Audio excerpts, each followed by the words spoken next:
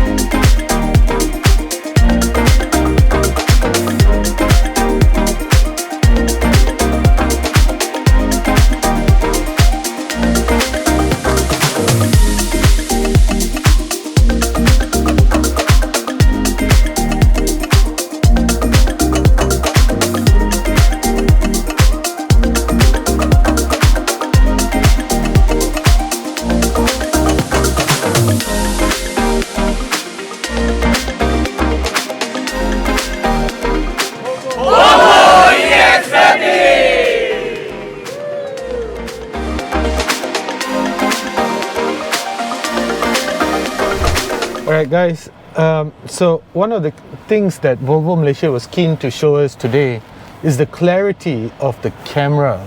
So the way that we are going to do this and appreciate the clarity of the camera is to try a reverse slalom course.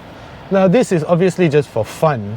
The car being heavy, 1960 kgs isn't exactly light, but in terms of a reverse slalom, weight and control really doesn't matter. What you want to be able to do is see where you're going. So what better way to be able to do that than to have a clear, crisp camera. So this is going to be quite fun. It's going to be quite challenging as well, because they did mention something about, if we hit a cone, they're going to deduct 5 seconds off our time.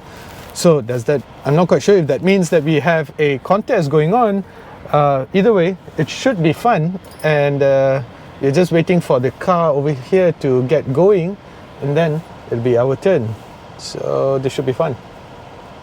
We are off, and and I hit the first cone. Hit the first cone. I think I used the side mirrors is better lah. Yeah, I know they want me to use the camera, but I'm an old school kind of guy, so I already hit a cone there, so that's 5 seconds off my time, so I gotta make up for this. So what better way to make up?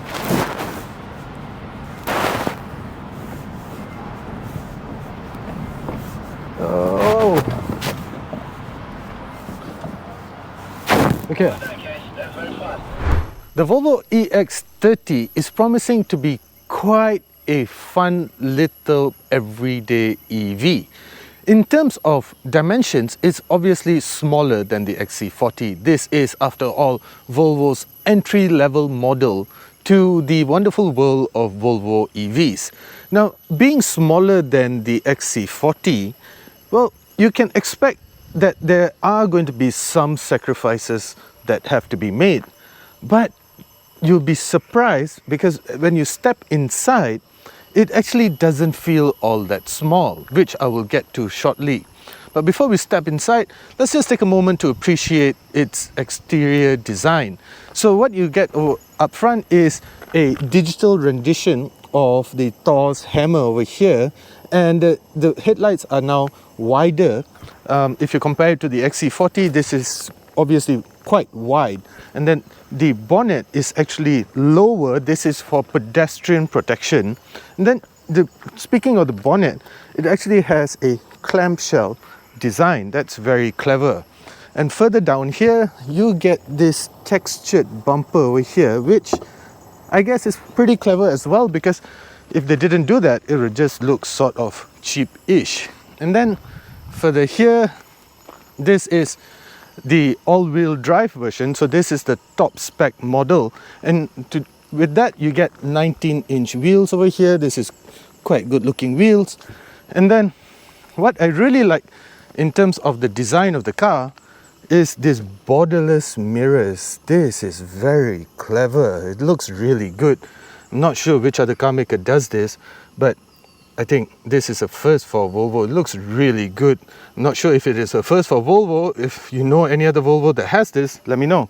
Why it is wrapped in this camouflaged, well, sort of wrap. But that's because this car has yet to be launched in Malaysia as of the point of this video. So Volvo has still, keeping things under wrap, quite literally in fact. And so I really can't show you much in terms of design, but there's a lot of content online already, and we actually kind of know how this car looks like, but not for the Malaysian market. So it is still under wraps as far as Volvo Malaysia is concerned. And then further back here, you get this very cool tail lights. This looks really nice, and I really like the fact that there's a small Volvo emblem, a branding right at over here, and that lights up at night. Further back, well, it's a very good looking rear posterior. It's a very good looking car from almost every angle. As far as design goes, it's actually, well, really good looking, to put it quite simply. To open the trunk, the boot, the button is hidden away in the design of the car, and you get over 300 liters of storage space. And Volvo was very keen to actually show off the storage capabilities of the EX30 yesterday.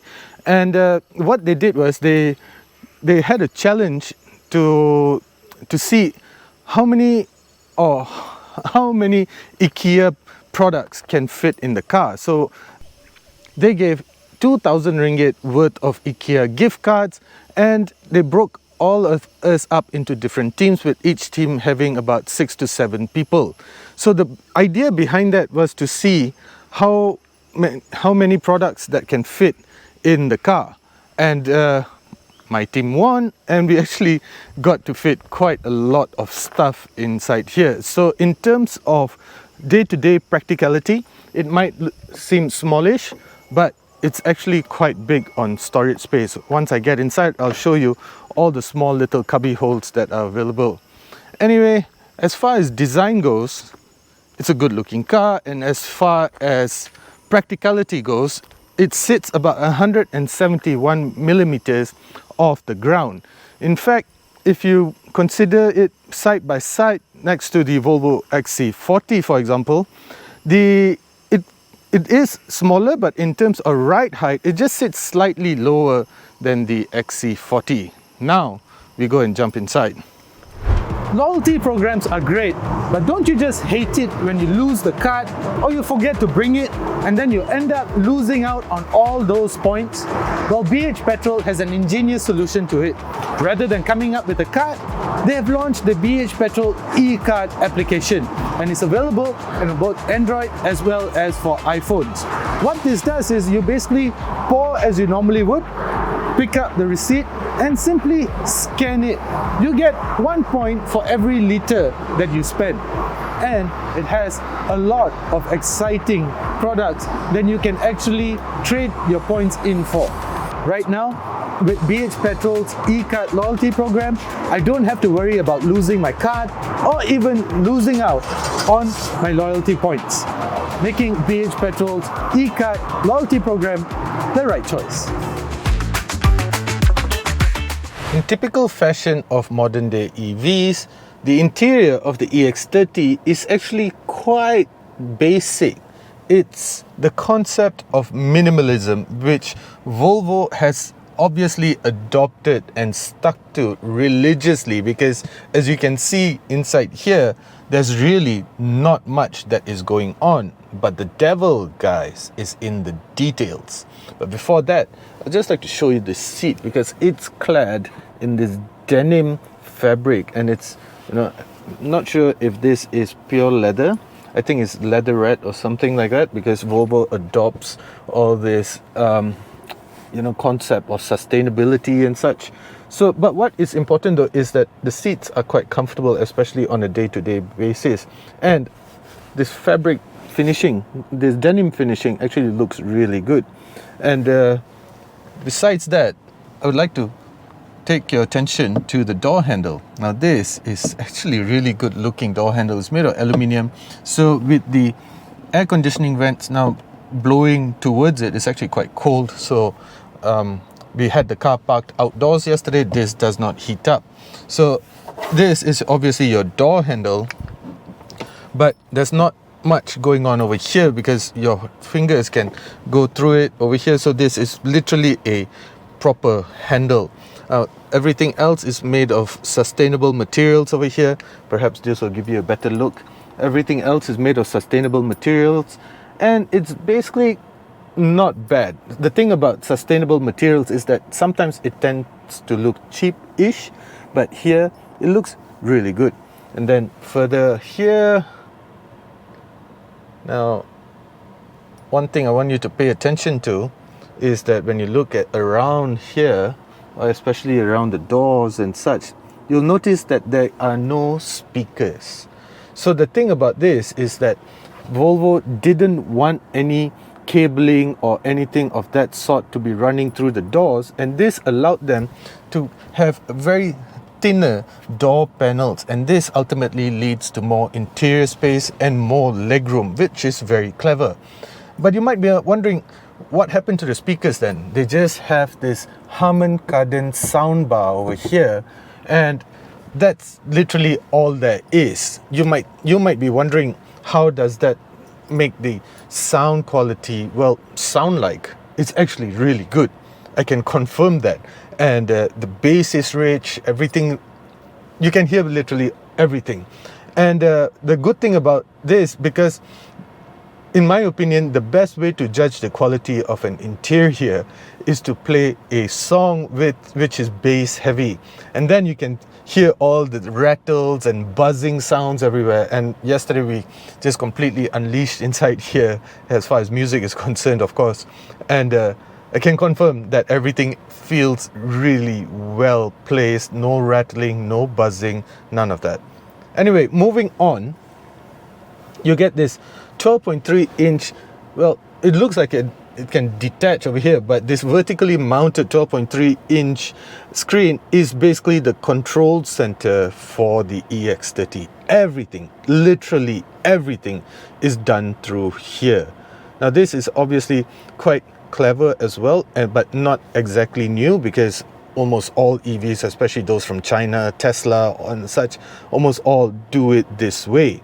So when I talk about all the controls, I literally mean all controls, because up ahead there's no instrument cluster over here. So to see your speedometer, your gear indicator, everything is done through this upper part of this screen over here.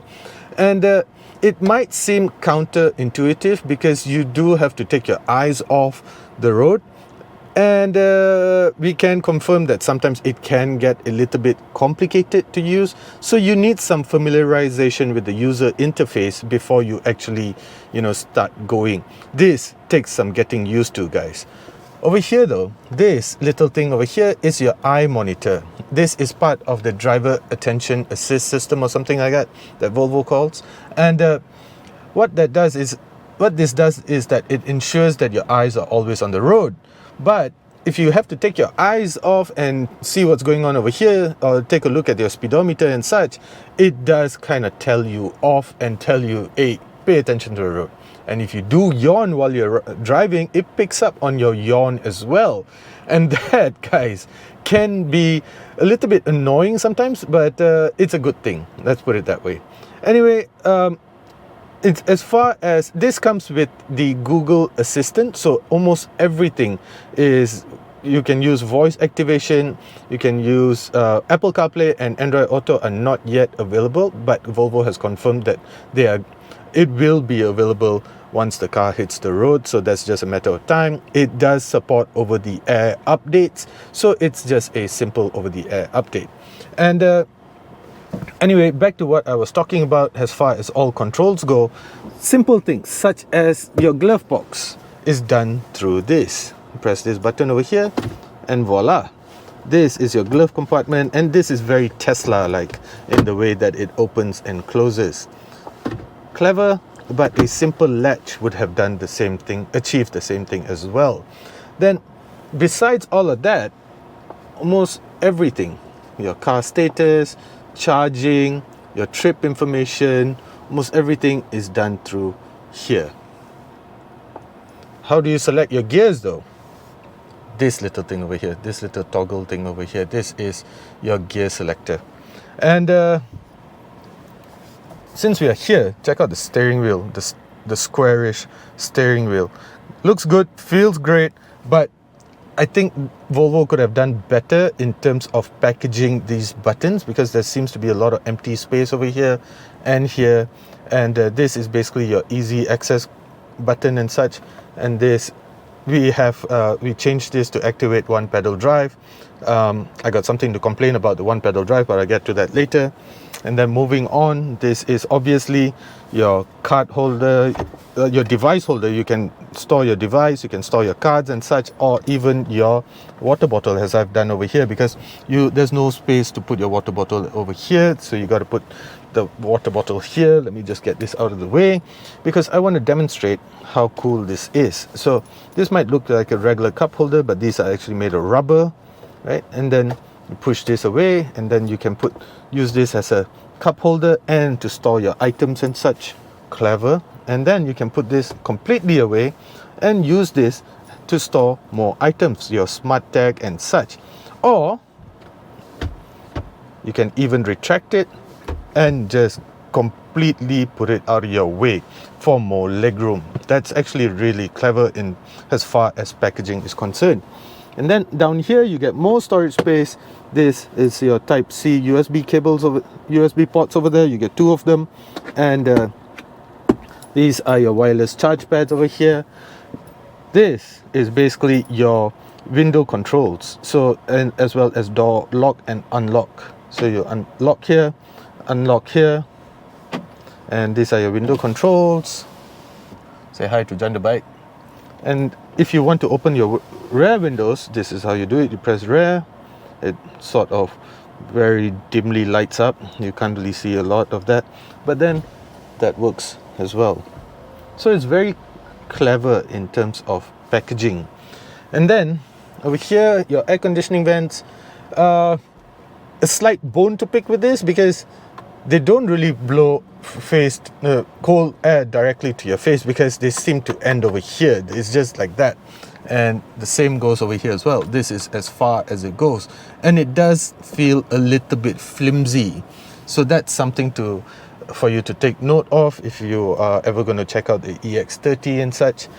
Moving on, the software for the control center is provided by Snapdragon Cockpit platform. It supports 5G, and as I said earlier, Android Auto as well as Apple CarPlay will soon arrive. In terms of user interface, it takes some getting used to, And what else can you control from here?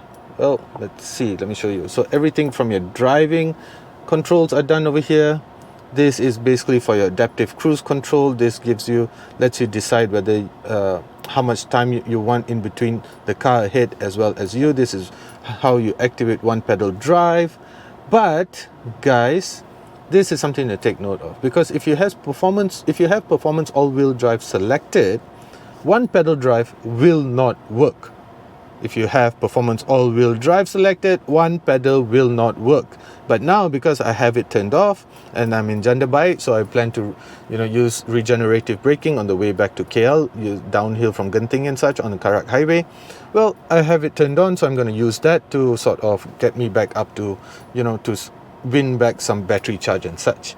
So that's interesting. And then further here, all your controls, your car modes, your display brightness, and this is how you adjust your side mirrors. So then from now, what it's telling me is that I need to use this to sort of, this is how you adjust your side mirrors. Let me know what you think about this. Is this unnecessarily complicated? But in terms of packaging, it works. Keep in mind that Volvo didn't want any of cabling to run through the door panels and such.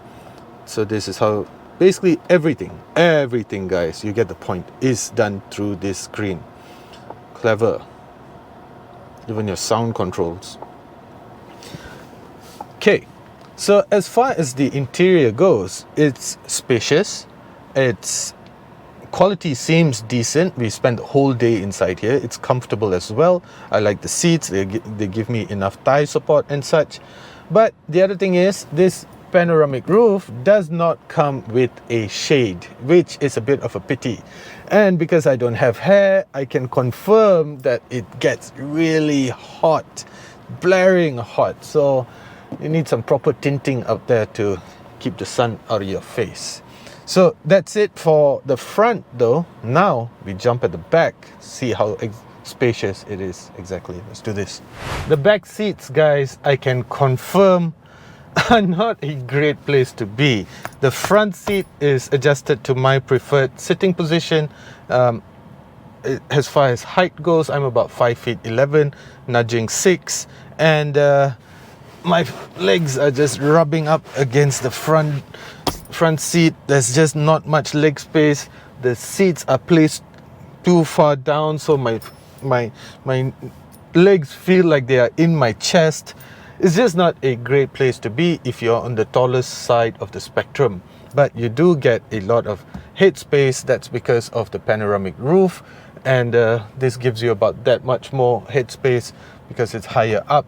So leg space is terrible, I would say, and but headroom is decent. As I said, the seats are placed further down, quite downwards, so to get comfortable, probably have to do this.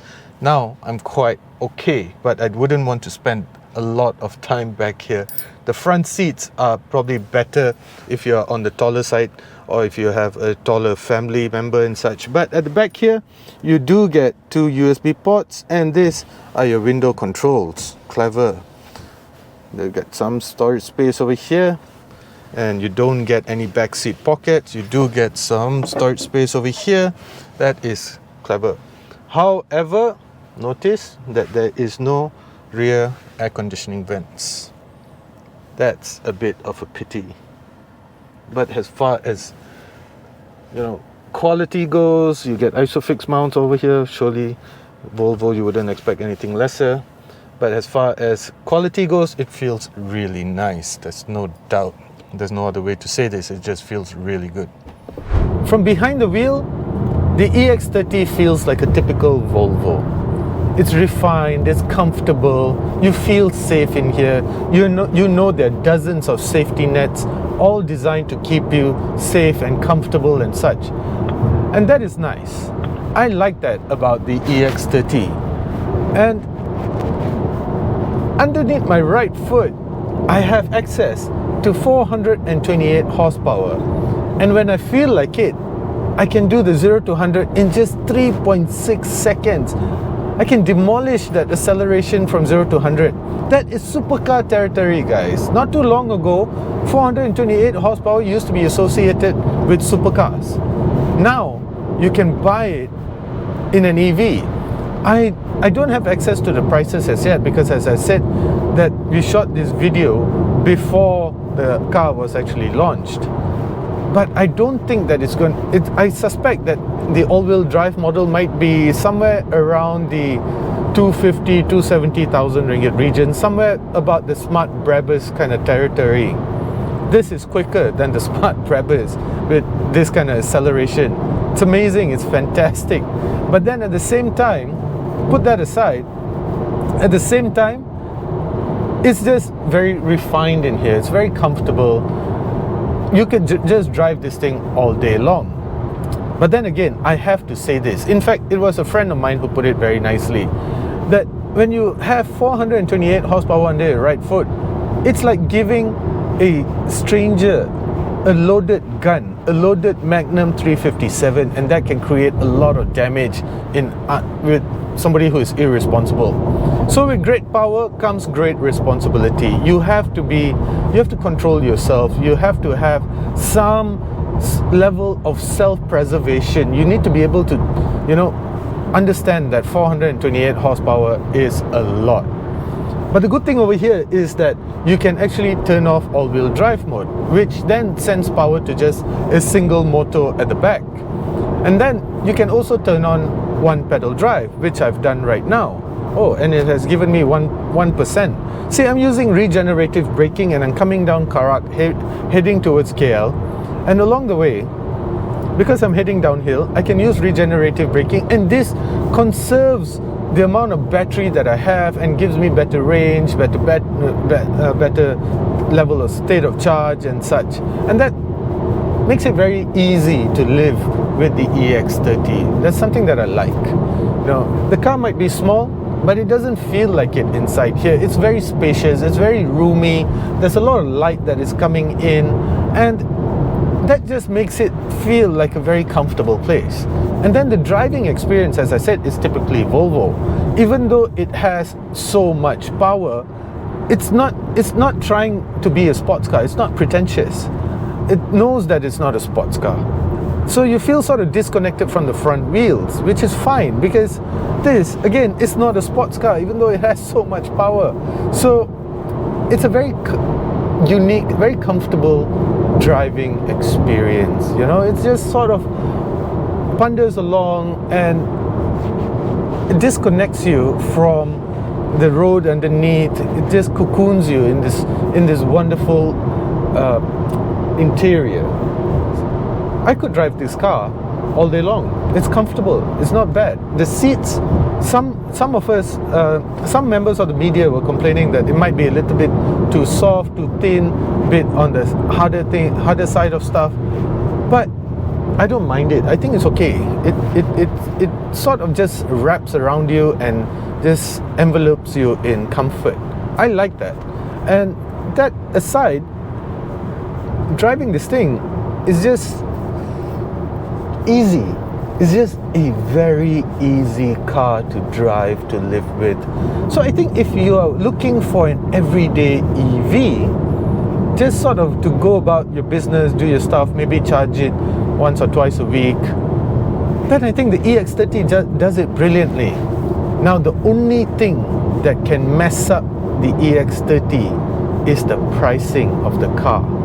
So if Volvo Malaysia manages to price even the single motor variant somewhere around the range of the Smart #1, which this car shares the platform with, then I think they have a winner in their hands. But if they're going to say, oh, we are more premium, we are Volvo and such, and they price it very high, then the Smart #1 is going to be a thorn on the side of Volvo Malaysia, because that is also a really good car, and that has a sunshade, which for people like me matters.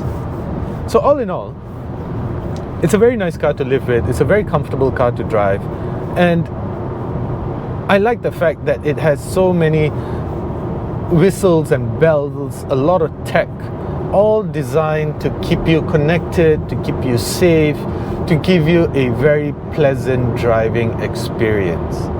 And that I truly appreciate about the Volvo EX30. In closing, the only thing, as I said earlier, the only thing that can mess up this experience, this wonderful experience that is the EX30, is the pricing. You know, this situation that I'm in right now on MRR2, trying to get on the Duke Highway, is heavy traffic, and this is the natural habitat of EVs and cars like the Volvo EX30. This is where all of the safety systems combined to tell you that there are cars coming along, that there's bikes coming along, watch out for this, watch out for that, and keep your distance from the car ahead, and even tells me how far the car behind is from behind me, and it tells me in centimeters. It shows me, like now I have a truck behind me, and it's telling me it's just about 125 centimeters from the bum of this car, from the boot. And I think that's nice. It's good to know all these kind of things. It's good to know that the car is designed to envelope you not only in comfort but also in safety. So, and it's fairly easy to live with. I mean, I'm at 80% right now, and I got a range of 321 kilometers left. So that's what I mean. It's just a brilliant experience from an ownership perspective, from a driving perspective. And that's what the Volvo EX30 is all about. It's just a great driving experience. So all in all, guys, the only thing that can mess up the EX30 right now is the pricing. And I really hope Volvo gets it right, because I think a lot of people will actually embrace the EX30. It's not only because of the badge over here, but because of the entire experience that the EX30 has to offer. So if you're interested in the EX30, go out, check it out. I think they're going to have a couple of road shows for sure.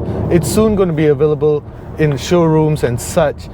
But spend some time getting to know the user interface, because it takes some getting used to.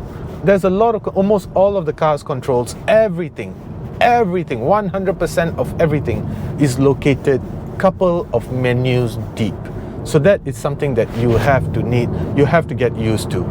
So all in all, brilliant car, fantastic. It's been a wonderful experience, even in urban traffic, up to Jandabai, back now.